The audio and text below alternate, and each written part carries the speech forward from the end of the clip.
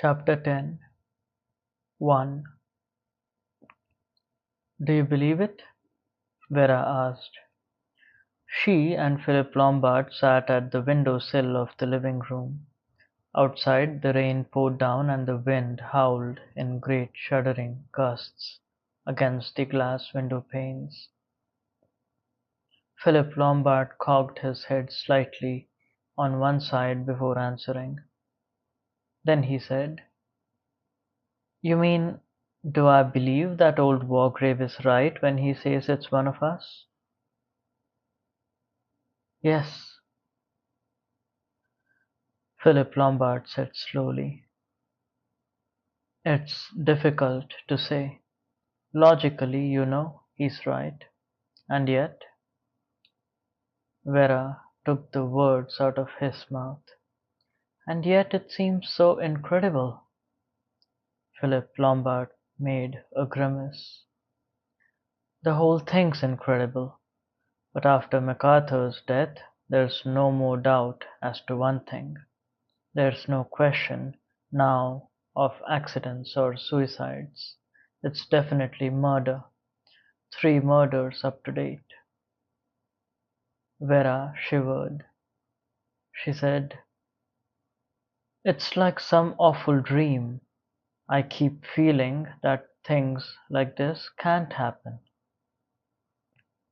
He said with understanding, I know. Presently a tap will come on the door and early morning tea will be brought in. Vera said, Oh, how I wish that could happen. Philip Lombard said gravely, Yes, but it won't. We're all in a dream, and we've got to be pretty much upon our guard from now on. Vera said, lowering her voice, If it is one of them, which do you think it is? Philip Lombard grinned suddenly. He said, I take it you are accepting our 2 selves. Well, that's all right. I know very well that I'm not the murderer, and I don't fancy that there's anything insane about you, Vera. You strike me as being one of the sanest and most level-headed girls I've come across. I'd stake my reputation on your sanity. With a slightly wry smile, Vera said, Thank you. He said, Come now, Miss Vera Claythorne. Aren't you going to return the compliment? Vera hesitated a minute. Then she said, You've admitted, that you don't hold human life particularly sacred, but all the same I can't see you as the man who dictated that gramophone record. Lombard said, Quite right. If I were to commit 1 or more murders, it would be solely for what I could get out of them. This mass clearance isn't my line of country. Good. Then we'll eliminate ourselves and concentrate on our 5 fellow prisoners. Which of them is UNON? Well, at a guess, and with absolutely nothing to go upon, I'd plump for Wargrave. Oh! Vera sounded surprised. She thought a minute or two and then said, Why? Hard to say exactly. But to begin with, he's an old man, and he has been presiding over courts of law for years. That is to say, he has played God Almighty for a good many months every year. That must go to a man's head eventually. He gets to see himself as all powerful, as holding the power of life and death, and it's possible that his brain might snap and he might want to go one step further and become the executioner and judge extraordinary. Vera said slowly, Yes, I suppose that's possible, Lombard said. Who do you plump for? Without any hesitation, Vera answered, Dr. Armstrong. Lombard gave a low whistle. The doctor, eh? You know, I should have put him last of all. Vera shook her head. Oh no, two of the deaths have been poison. That rather points to a doctor. And then, you can't get over the fact that the only thing we're absolutely certain Mrs. Rogers had was the sleeping draught that he gave her. Lombard admitted. Yes, that's true. Vera persisted. If a doctor went mad, it would be a long time before anyone suspected. And doctors overwork and have a lot of strain. Philip Lombard said, Yes, but I doubt if he could have killed Agatha. He wouldn't have had the time during that brief interval when I left him. Not, that is, unless he fairly headed down there and back again, and I doubt if he's in good enough training to do that, and shows no signs of it. Vera said, He didn't do it then. He had an opportunity later. When? When he went down to call the general to lunch. Philip whistled again very softly. He said, So, you think he did it then? Pretty cool thing to do, Vera said impatiently.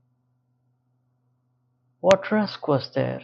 He is the only person here with medical knowledge. He can swear the body's been dead at least an hour, and who's to contradict him? Philip looked at her thoughtfully.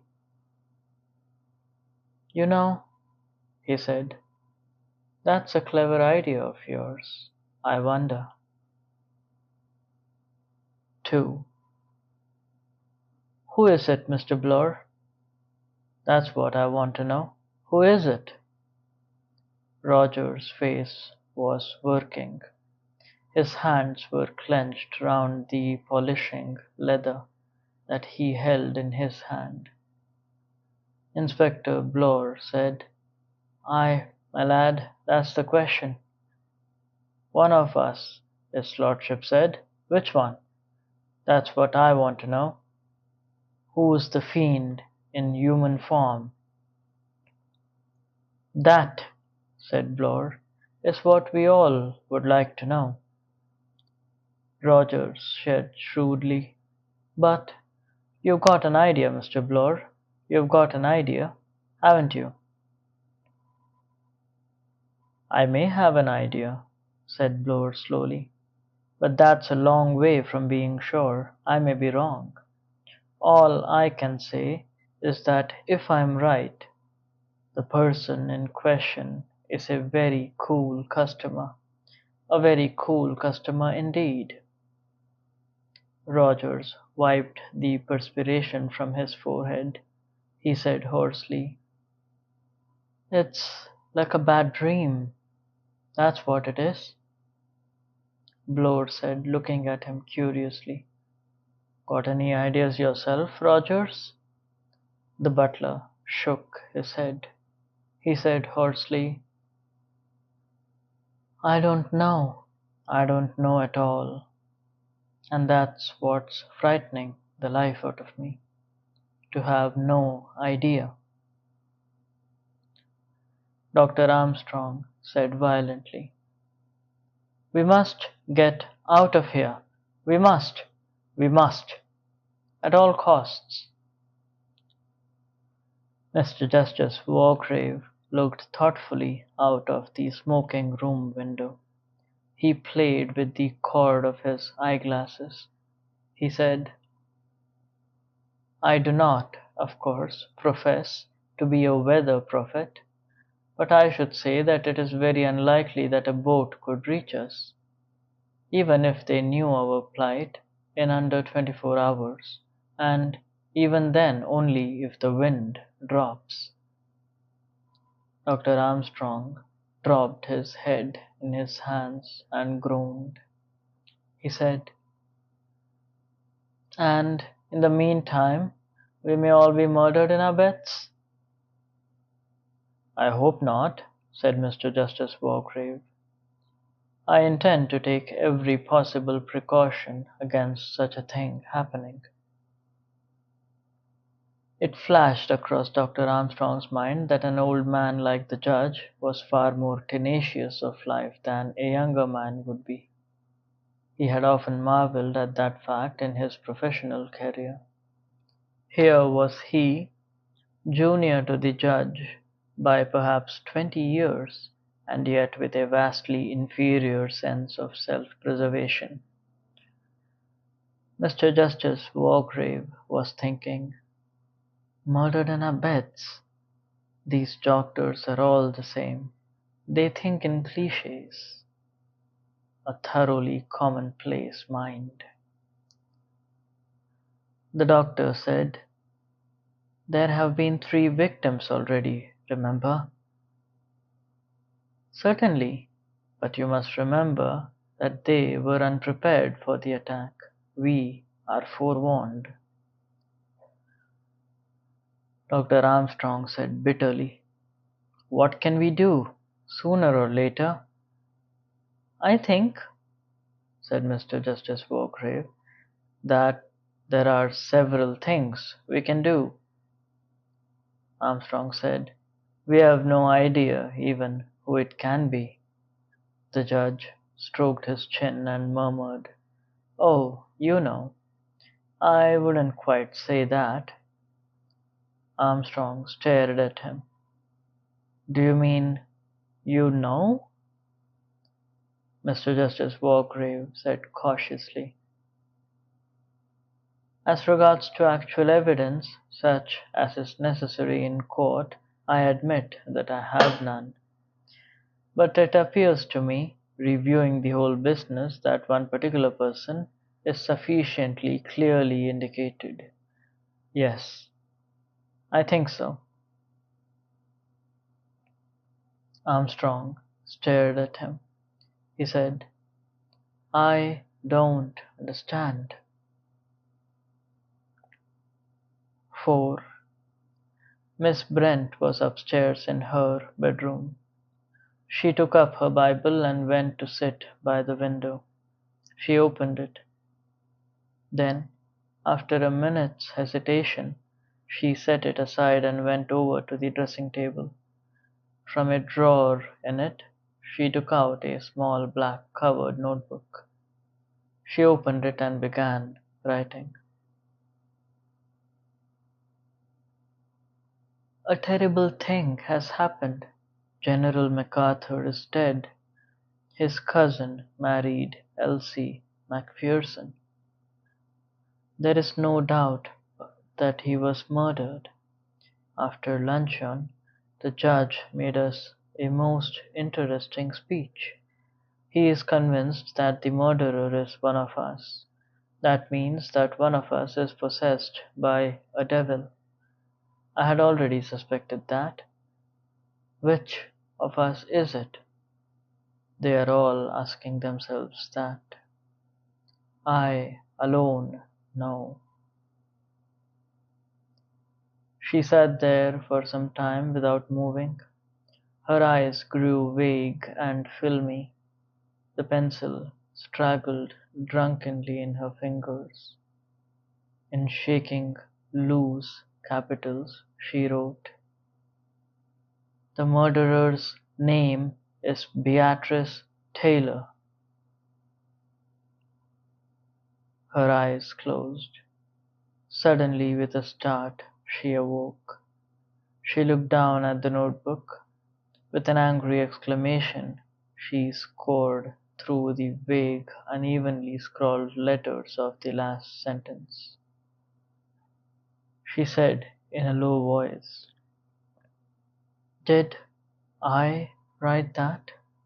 Did I? I must be going mad. 5. The storm increased. The wind howled against the side of the house. Everyone was in the living room. They sat listlessly huddled together and surreptitiously they watched each other. When Rogers brought in the tea tray, they all jumped.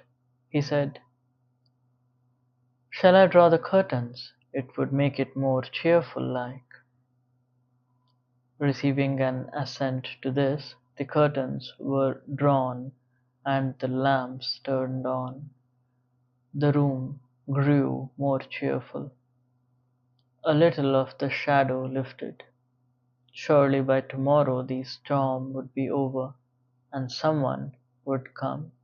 A boat would arrive. Vera Clayton said, "Will you pour out tea, Miss Brent?"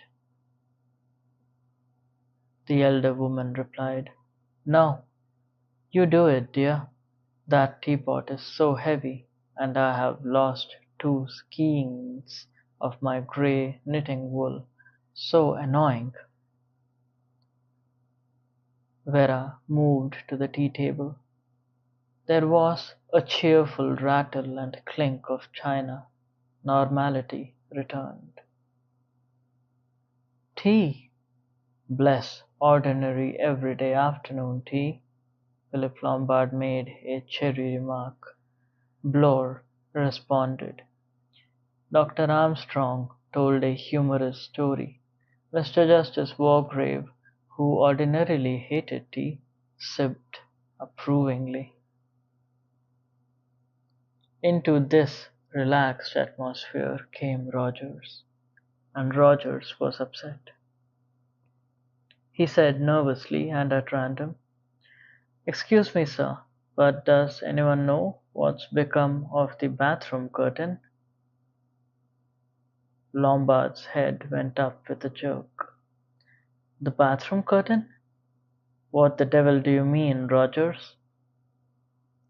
"It's gone, sir. Clean vanished. I was going round drawing all the curtains, and the one in the bathroom wasn't there any longer." Mr. Justice Wargrave asked, "Was it there this morning?" "Oh, yes, sir," Blore said. "What kind of curtain was it?" "Scarlet oil silk, sir. It went with the scarlet tiles." Lombard said, "And it's gone." "Gone, sir." They stared at each other. Blore said heavily, "Well, after all, what of it? It's mad, but so's everything else. Anyway, it doesn't matter. You can't kill anybody with oil silk curtain. Forget about it." Roger said, "Yes, sir. Thank you, sir." He went out, shutting the door behind him. Inside the room, the pall of fear had fallen anew. Again, surreptitiously, they watched each other. 6. Dinner came, was eaten, and cleared away. A simple meal, mostly out of tins. Afterwards, in the living room, the strain was almost too great to be borne. At 9 o'clock, Emily Brent rose to her feet. She said, "I'm going to bed." Vera said, "I'll go to bed too." The 2 women went up the stairs and Lombard and Blore came with them. Standing at the top of the stairs, the 2 men watched the women go into their respective rooms and shut the doors. They heard the sound of 2 bolts being shot, and the turning of 2 keys. Blore said with a grin, "No need to tell them To lock their doors, Lombard said. Well, they're all right for the night, at any rate. He went down again, and the other followed him. 7. The four men went to bed an hour later. They went up together. Rogers, from the dining room, where he was setting the table for breakfast, saw them go up. He heard them pause on the landing above. Then the judge's voice spoke. "I need hardly advise you, gentlemen, to lock your doors," Bloor said. "And, what's more, put a chair under the handle. There are ways of turning locks from the outside." Lombard murmured, "My dear Bloor, the trouble with you is you know too much." The judge said gravely, "Good night, gentlemen. May we all meet safely in the morning." Rogers came out of the dining room and slipped half-way up the stairs. He saw four figures pass through four doors and heard the turning of four locks, and the shooting of four bolts. He nodded his head. "That's right," he muttered. He went back into the dining room. Yes, everything was ready for the morning. His eye lingered on the center plaque of looking-glass and the seven little china figures. A sudden grin transformed his face. He murmured, "I'll see no one plays tricks tonight, at any rate." Crossing the room, he locked the door to the pantry. Then, going through the other door to the hall, he pulled the door to lock it and slipped the key into his pocket. Then, extinguishing the lights, he hurried up the stairs and into his new bedroom. There was only one possible hiding place in it, the wall wardrobe, and he looked into that immediately. Then, locking and bolting the door, he prepared for bed. He said to himself, "No more China soldier tricks tonight. I've seen to that."